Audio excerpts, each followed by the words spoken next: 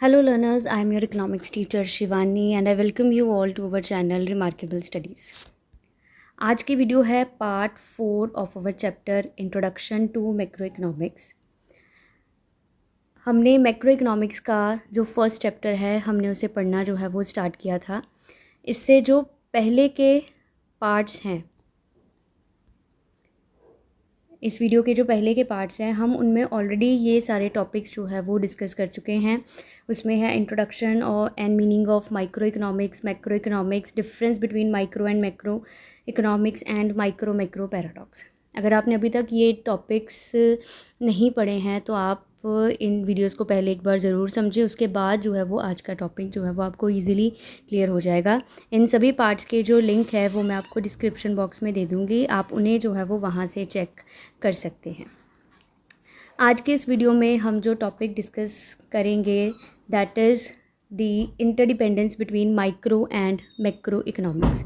बहुत ही इंटरेस्टिंग सा जो है वो ये एक टॉपिक है।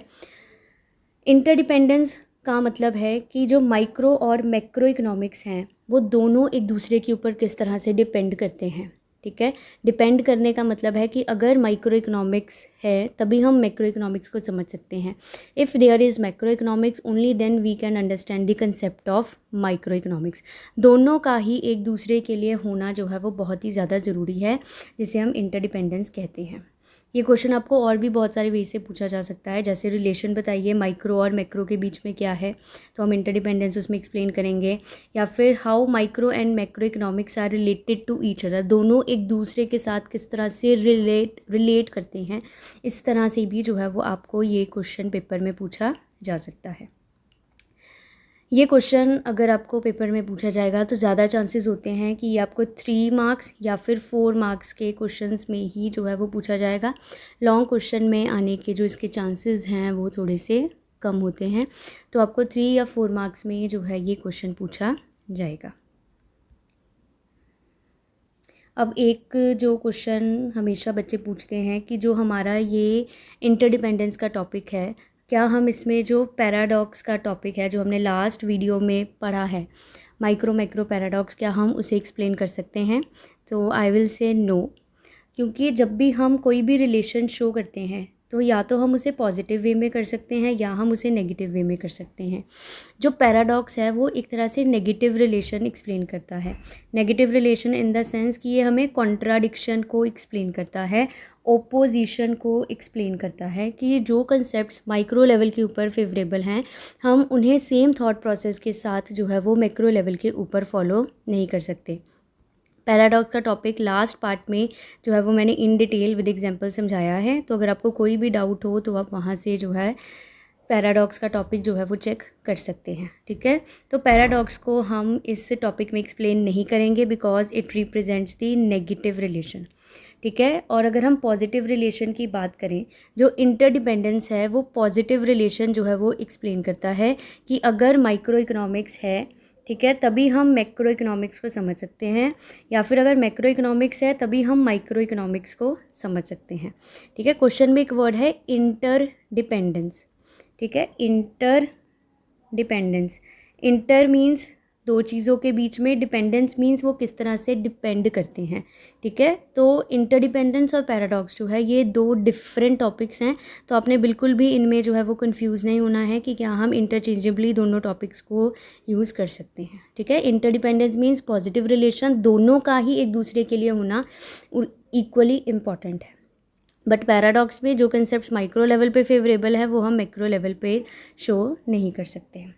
अब बात आती है कि हम इसे जो है वो अपने पेपर में प्रेजेंट किस तरह से करेंगे। ठीक है, अब जैसे मैं आपको समझाऊंगी आपने एज इट इज़ जो है वो अपने साथ अपनी पेन कॉपी जो है वो लेके बैठना है, ताकि आप साथ के साथ ही जो है वो अपने नोट्स भी जो है वो प्रिपेयर कर पाओ। चलिए अब टॉपिक स्टार्ट करते हैं। आज का टॉपिक है हमारा interdependence between micro and macro economics. सबसे पहले मैंने यहाँ पर मीनिंग लिखा है। माइक्रो इकोनॉमिक्स में हम स्टडी करते हैं problems at the individual level, और मैक्रो इकोनॉमिक्स में हम स्टडी करते हैं इकोनॉमी एज अ होल को। ठीक है, सपोज़ ये हमारी पूरी जो है वो हमारी इकॉनमी है, ठीक है। अगर मैं इसमें से सिर्फ किसी एक कस्टमर को स्टडी करूं, then it will come under the concept of micro economics. अगर मैं जितने भी हमारे पास कस्टमर्स अवेलेबल हैं हमारी कंट्री में, अगर हम उन सबको स्टडी करेंगे तब वो बन जाएगा मैक्रो इकोनॉमिक्स का कंसेप्ट। मैं यहाँ पर इस टॉपिक को अब डिटेल में नहीं बता रही हूँ। पार्ट 1 में आपको जो है वो डिटेल्ड एक्सप्लेनेशन जो है वो इस टॉपिक से रिलेटेड मिल जाएगी, तो आप इसकी एक्सप्लेनेशन जो है वो वहाँ से चेक कर सकते हो। Both micro and macro economics are dependent on each other. Micro और मैक्रो दोनों ही जो हमारे इकोनॉमिक्स के जो है वो कंसेप्ट्स हैं, दोनों ही जो हैं वो एक दूसरे के ऊपर डिपेंड करते हैं। किस तरह से डिपेंड करते हैं? इनका जो इंटरडिपेंडेंस है हम उसे 2 वेज़ में एक्सप्लेन करेंगे, ठीक है। ये दोनों पॉइंट्स ही आपने अपने आंसर में जो है वो इंक्लूड करने हैं। Interdependence between micro and macro economics, इसे हम 2 वेज से प्रेजेंट कर सकते हैं। First is micro economics depends on macro economics. Micro economics किस तरह से डिपेंड करती है मैक्रो इकोनॉमिक्स के ऊपर, और सेकेंडली हम एक्सप्लेन करेंगे कि मैक्रो इकोनॉमिक्स किस तरह से डिपेंड करती है माइक्रो इकोनॉमिक्स के ऊपर। तो हम दोनों वेज से इस क्वेश्चन को एक्सप्लेन करेंगे। सबसे पहले micro economics depends upon macro economics. Micro economics किस तरह से डिपेंड करती है मैक्रो इकोनॉमिक्स के ऊपर। यहाँ पर मैंने पॉइंट लिखा है, micro variables depends upon the behaviour of macro variables. अगर आपने पार्ट 1 को ध्यान से सुना हो तो आपको ध्यान होगा, माइक्रो वेरिएबल्स होते हैं माइक्रो इकोनॉमिक्स के कंसेप्ट्स, जैसे demand of a commodity, supply of a commodity, price of a commodity. जो भी कंसेप्ट्स हम जो है वो माइक्रो इकोनॉमिक्स में पढ़ते हैं वो हमारे बन जाते हैं माइक्रो वेरिएबल्स।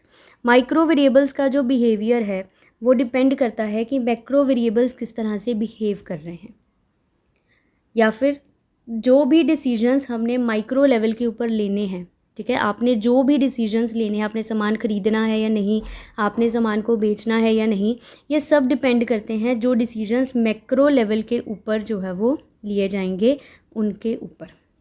इन दोनों पॉइंट्स को हम अभी विद एग्जांपल भी समझेंगे। आपने अभी के लिए याद रखना है कि जितने भी माइक्रो वेरिएबल्स हैं उनका बिहेवियर मैक्रो वेरिएबल्स के ऊपर डिपेंड करता है, और कोई भी डिसीजन अगर हमने माइक्रो लेवल के ऊपर लेना है तो वो हमारा डिसीजन जो है वो मैक्रो लेवल के ऊपर कौन से डिसीजन लिए गए हैं उनके ऊपर भी जो है वो डिपेंड करता है। अब चलिए इस पॉइंट को हम एक एग्जाम्पल की हेल्प से समझते हैं।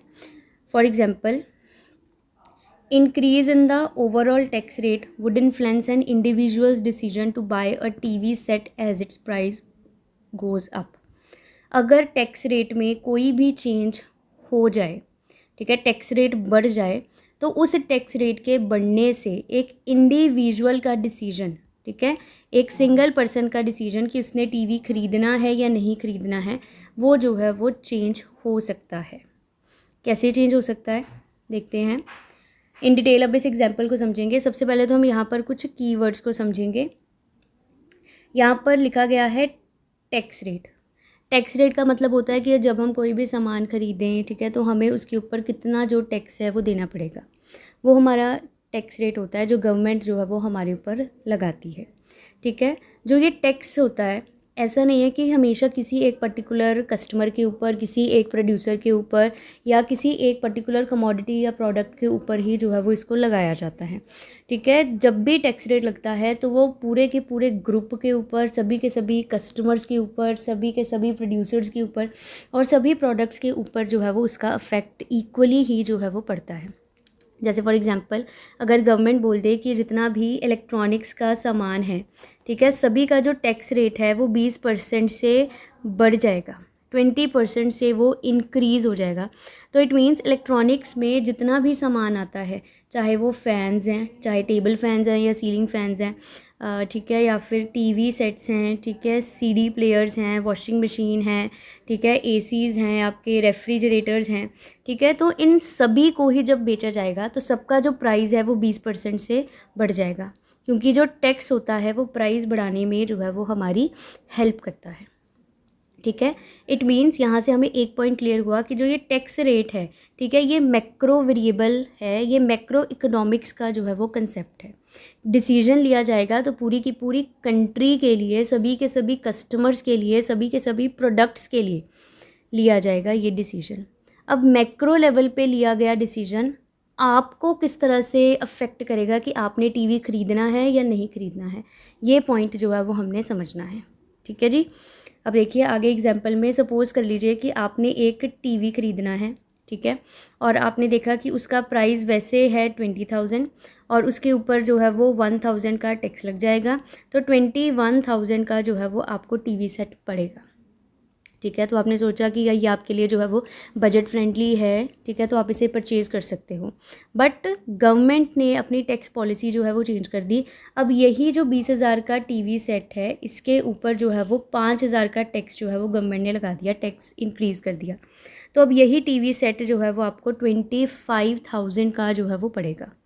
अब हो सकता है कि जो इसका ये प्राइस बढ़ गया, ठीक है, तो अब पॉसिबिलिटी है कि हो सकता है कि अभी आपके बजट से जो है वो बाहर चला जाए और अब आप हो सकता है कि ये डिसीजन जो है कि आपने टीवी ख़रीदना है, आपको ये चेंज करना पड़े। इट मीन्स कि डिसीजन लिया गया था मैक्रो लेवल के ऊपर कि टैक्सेस को हमने बढ़ाना है, सभी कस्टमर्स के लिए बढ़ाए गए थे, ठीक है, बट उसने being an individual micro economics का एक कंसेप्ट कि आप एज अ कस्टमर उसे ख़रीदोगे या नहीं ख़रीदोगे, ठीक है, उसने आपके डिसीजन को जो है वो इन्फ्लुएंस करना है। यही हमारी जो टॉपिक था इंटरडिपेंडेंस थी कि मैक्रो लेवल के ऊपर जो डिसीजंस लिए गए हैं उनके अकॉर्डिंग ही जो है वो माइक्रो इकोनॉमिक्स में डिसीजंस जो है वो लिए जाते हैं। जैसे हमने अभी यहाँ पर टॉपिक में जो है वो पढ़ा था कि जितने भी डिसीजंस लिए जाएंगे माइक्रो लेवल के ऊपर वो डिपेंड करते हैं मैक्रो लेवल के ऊपर जो डिसीजंस लिए जाएंगे। मैक्रो लेवल के ऊपर डिसीजन लिया गया कि टैक्स रेट बढ़ाना है, उसने आपको being an individual micro level के ऊपर जो है वो आपके डिसीजन को चेंज करने में हेल्प की है।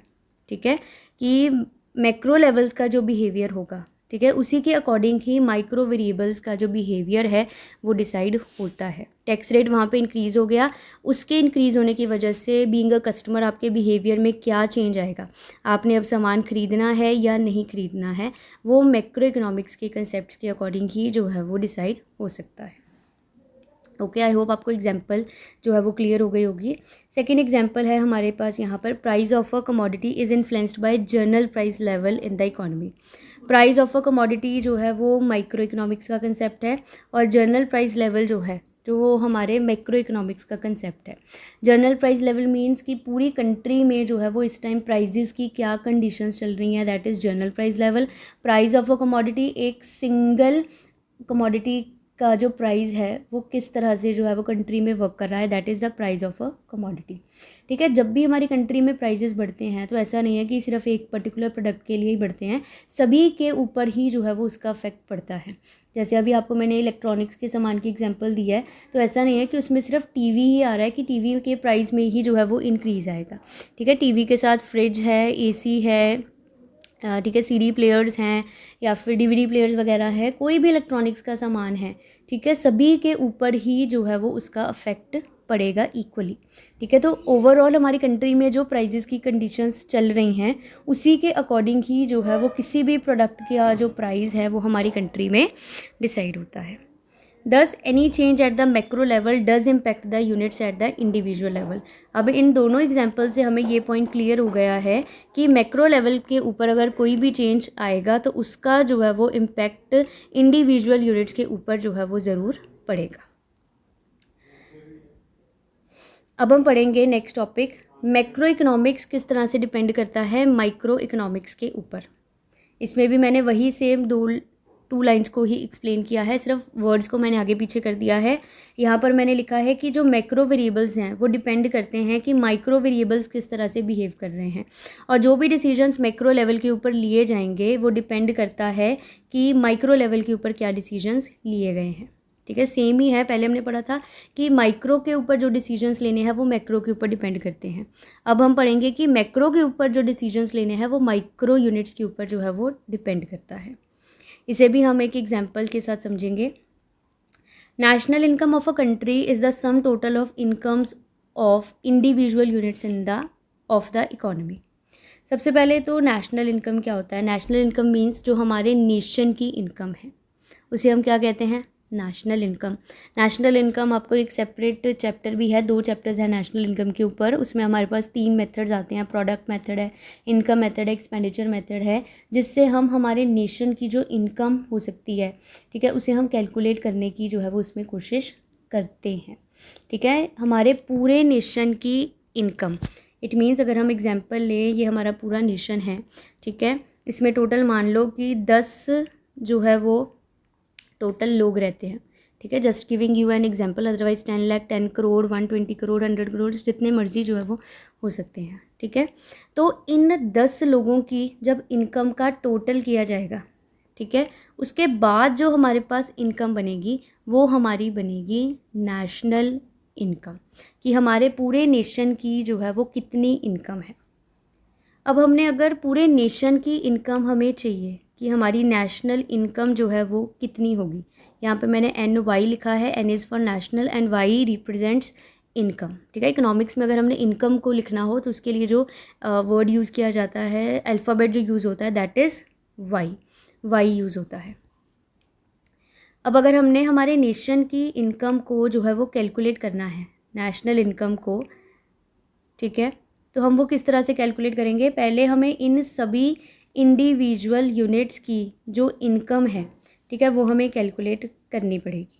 ठीक है, अगर 10 लोग हैं तो इन 10 लोगों की कितनी इनकम है, हर एक पर्सन की कैलकुलेट करनी पड़ेगी। उसके बाद जब इन सबका टोटल किया जाएगा, ठीक है, उसके बाद ही हमें जो है वो हमारे नेशन की इनकम पता लग सकती है। इट मीन्स अगर हमने मैक्रो इकोनॉमिक्स का एक कंसेप्ट कैलकुलेट करना है कि हमारे पूरे नेशन की इनकम कितनी है, ठीक है, तो हमें पहले इंडिविजुअल यूनिट्स को स्टडी करना पड़ेगा। जब तक हम इंडिविजुअल यूनिट्स की इनकम नहीं पता लगा सकते, तब हम हमारी नेशन की इनकम भी कैलकुलेट नहीं कर सकते। तो इट मीन्स कि मैक्रो लेवल के ऊपर अगर हमें कुछ भी करना है तो उसके लिए जो इन्फॉर्मेशन चाहिए वो हमें इंडिविजुअल यूनिट से ही जो है वो मिल सकते हैं। नेशनल इनकम से फिर हमें पता लगेगा कि हमारे नेशन की जो इनकम है वो बढ़ रही है या फिर कम हो रही है, अगर उनमें कुछ भी चेंज लाने की ज़रूरत है, ठीक है, तो इंडिविजुअल यूनिट्स में क्या चेंजेस लाने पड़ेंगे कि हमारी जो नेशन की इनकम है वो बढ़ जाए। ठीक है, अगर इनकम जो है वो बहुत ज़्यादा कम होती जा रही है, उसके रीजंस फाइंड करने हैं, तो भी हमें पहले इंडिविजुअल यूनिट्स को जो है वो अच्छे से स्टडी करना पड़ेगा, तभी हम जो है वो मैक्रो वेरिएबल का जो कंसेप्ट है नेशनल इनकम, उसके ऊपर वर्क कर सकते हैं। इट मीन्स कि हमने पहले पढ़ा कि अगर माइक्रो को समझना है, ठीक है, तो मैक्रो इकोनॉमिक्स को पहले समझना पड़ेगा। जैसे टैक्स रेट की एग्जांपल बताई आपको, अब यहाँ पर जो है पहले हमें इंडिविजुअल यूनिट्स को स्टडी करना पड़ेगा, उसके बाद ही जो है वो हम मैक्रो लेवल को अच्छे से समझ सकते हैं। तो मैक्रो इकोनॉमिक्स भी जो है वो इक्वली डिपेंड करता है माइक्रो इकोनॉमिक्स के ऊपर। सेकेंड एग्जाम्पल है यहाँ पर हमारे पास, aggregate demand depends on the demand of individual households of the economy. Aggregate demand का मतलब होता है टोटल डिमांड। एक साल में हमारी कंट्री में टोटल कितने एस्टिमेटेड प्रोडक्ट्स को प्रोड्यूस किया जा सकता है, या लोग कितना सामान जो है वो एक साल में ख़रीद सकते हैं, उसे हम कहते हैं aggregate demand of our country. ये भी एक एस्टिमेटेड अमाउंट ही होती है। ठीक है, नेशनल इनकम भी एक्चुअल वैल्यू नहीं होती कि हमारी कंट्री की ये जो है वो इतनी फाइनल जो है वो इनकम हमें पता लगी है, ये भी एक एस्टिमेटेड अमाउंट ही जो है वो होती है। ठीक है, तो अगर हमें टोटल डिमांड हमारी कंट्री की फाइंड आउट करनी है तो उसके लिए पहले तो ज़रूरी है कि इंडिविजुअल यूनिट्स कितना डिमांड कर रहे हैं। सपोज़ कि सेम एग्जांपल हो कि हमारी कंट्री में टोटल 5 कस्टमर्स हैं, तो हमें ये बताना है कि टोटल इन 5 कस्टमर्स ने कितना सामान जो है वो ख़रीदा है या कितना ये ख़रीदने वाले हैं। तो पहले उससे हमें जो है ये फाइंड करना पड़ेगा कि इन 5 कस्टमर्स ने इंडिविजुअली कितना सामान जो है वो ख़रीदा है। इसने 2 यूनिट्स ख़रीदे, इसने 2 ख़रीदे, पहले वाले ने 1 ख़रीदा, फिर 2 ख़रीदे, फिर 3 ख़रीदे, फिर 1 ख़रीदा, फिर 1 ख़रीदा, तो कितने यूनिट्स हो गए यहाँ पर हमारे पास। ठीक है, उनका फिर टोटल जो है वो हमारा एग्रीगेट डिमांड बनेगा। ठीक है, तो इट मीन्स कि अगर हमने मैक्रो इकोनॉमिक्स के कंसेप्ट्स को समझना है तो पहले हमें माइक्रो लेवल के ऊपर जो है वो कंसेप्ट्स को अच्छे से समझना पड़ेगा। ठीक है, माइक्रो लेवल पर जो चेंजेस आएंगे वही हमें मैक्रो लेवल पर भी जो है वो शो हो पाएंगे। ठीक है। जैसे कि इंडिविजुअल्स ने डिमांड कम कर दी है तो एग्रीगेट डिमांड भी हमारी कम हो जाएगी। तो एग्रीगेट डिमांड के अगर हमने रीजंस ढूंढने हैं कि हमारी एग्रीगेट डिमांड क्यों कम हो रही है, तो हमें पहले इंडिविजुअल्स को क्या प्रॉब्लम्स फेस हो रही हैं, वो क्यों नहीं खरीद रहे हैं, पहले उन्हें अच्छे से समझना पड़ेगा। उसके बाद जब उनकी प्रॉब्लम सॉल्व हो जाएंगी तब अपने आप जो है वो हमारी एग्रीगेट डिमांड बढ़ जाएगी। सो इट मीन्स कि अगर माइक्रो लेवल के ऊपर कोई भी चेंज आया तो वो हमारी पूरी की पूरी कंट्री को भी जो है वो अफेक्ट ज़रूर जो है वो करेगा। Therefore both micro and macro economics are interdependent. दोनों ही एक दूसरे के ऊपर बहुत ज़्यादा जो है वो इंटरडिपेंडेंट हैं और दोनों ही एक दूसरे को जो है वो डिफरेंट वेज़ में जो है वो अफेक्ट करते हैं। जैसे हमने 4 एग्जांपल्स के साथ जो है वो इन कंसेप्ट्स दोनों को समझने की कोशिश की है। That's all for today. I hope आपको जो आज का टॉपिक है ये बहुत अच्छे से क्लियर हो गया होगा। अगर आपको इस टॉपिक से रिलेटेड कोई भी डाउट है, ठीक है, या फिर आप किसी एक पर्टिकुलर चैप्टर के ऊपर नोट्स चाहते हैं, ठीक है, तो आप हमें जो है वो कमेंट करके जो है वो ज़रूर बताइएगा। वी विल ट्राई कि आपको जल्दी से जल्दी जो आपके नोट्स हैं वो सारे के सारे प्रोवाइड हो जाएँ, ठीक है। तो फिर वीडियो बंद करने से पहले एक बार चैनल को सब्सक्राइब, वीडियो को लाइक और अपने फ्रेंड्स के साथ जो है वो शेयर आप ज़रूर कर देना। Thank you.